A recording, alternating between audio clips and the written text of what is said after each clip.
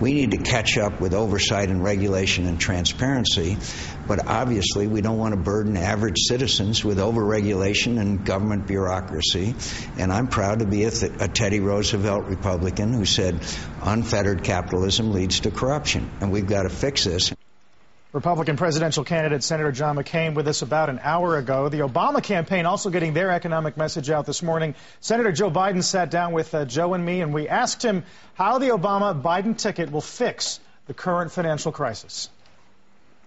Stop the bleeding by the things that cause this to occur, number one. Number two, create jobs. Number three, try to keep people in their homes by changing the bankruptcy laws. And number three, make sure that we have common sense regulation. Look, if you want to come and borrow money from the Fed, that's another way of saying from the American taxpayer, then we get a chance to look into your books to decide whether we should lend it to you. It's called transparency and it's called openness. And that's been missing in this administration's policy. They're the three most important things to do immediately.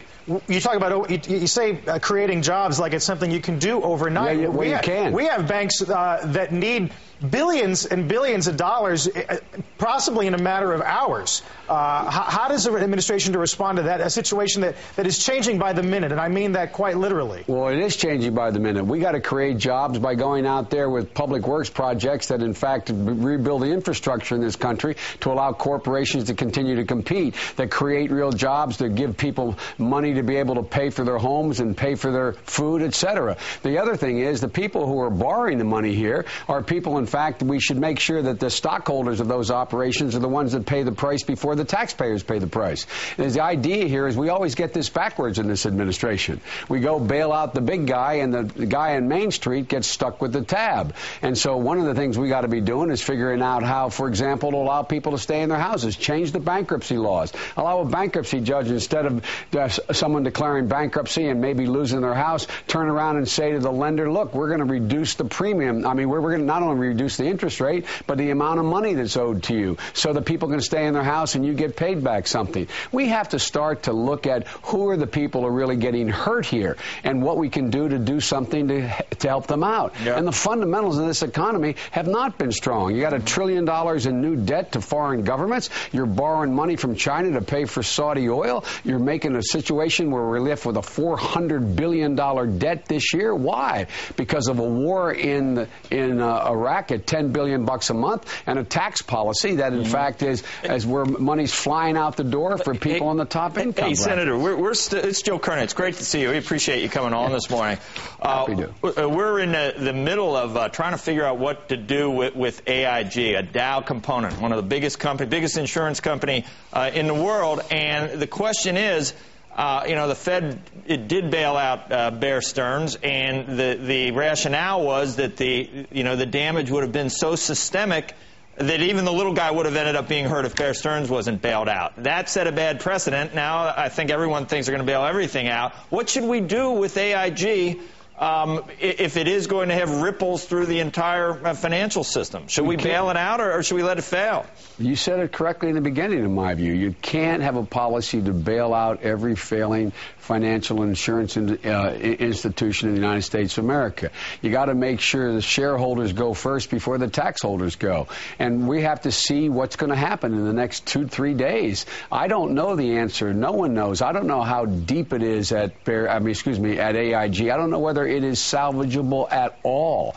And the truth of the matter is we have to change the policy here to have, again, more transparency, more common sense regulatory oversight. These very folks are coming to the Fed to borrow money are the very folks up to now have been saying, whoa, don't take a look at what we're doing. Right. Don't take a look at our books. When you want to borrow our money, I want to know everything about your books. Which is the right way to do it, though. Let's say we give them the leeway we say, you go ahead and take risk. If you make money, fine. Your stock goes up. Shareholders are happy. If you make the wrong bet, it goes down. Then you gotta pay. You almost sound like, is that the way we should do it, or should we not let them do it in the first place and regulate it more?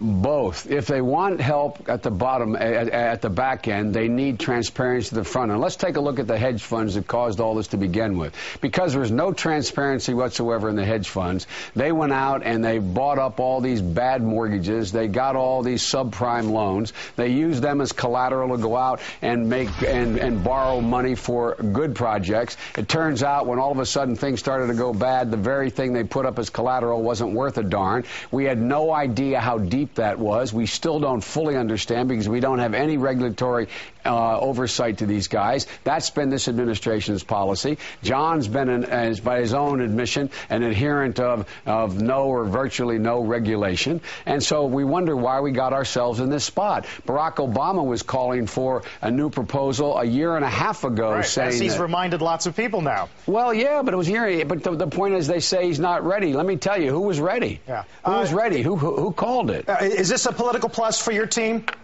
Well, it's a terrible thing for the country. I hope it becomes a political plus for the middle class by us refocusing our attention on where the economic engine of this country is. It's in the middle class. The people who built this country, John talks about the workers. He's right. The workers are strong, but they have been left with government as their problem, not as helping them. And we got to get the government out of the way for them in the sense that Republicans are always talking about it by, in fact, stop propping up the very wealthy, giving the people who don't need the tax breaks instead of giving the people who need tax breaks badly. They will get. This is a consumer-driven economy. Instead of putting another $80 billion in the hands of people who have an average income of $1.4 million, put it in the hands of people who make $100,000 a year. Thanks for being with us. Good to talk to you.